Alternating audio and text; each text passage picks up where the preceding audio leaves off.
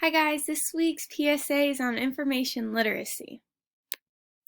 We're going to start off with what information literacy is. Information literacy is the ability to sort through data and information that's compiled on the internet that you have been given or found yourself, and filtering through it to find out what's true, what's not, what's accurate, what is inaccurate, and things like that. Why is information literacy important? Well, fake news.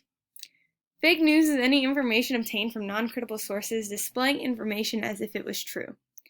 Fake news can be a struggle for some people, especially when, there's people who didn't grow up with internet in their generation, and so they're like, well, I found it on the internet, it has to be true.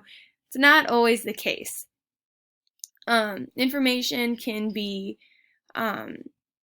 twisted and turned to seem true, or things can be generated to where they seem really realistic, but in fact they are fake. Fake news can also be a struggle for some, as it makes them look it doesn't let them show their true potential of their knowledge, as fake news could make someone appear to be less knowledgeable than they actually are. So avoiding fake news is a great thing. So now that we've talked about information literacy, we now know how to protect ourselves from fake news and stay safe on the internet.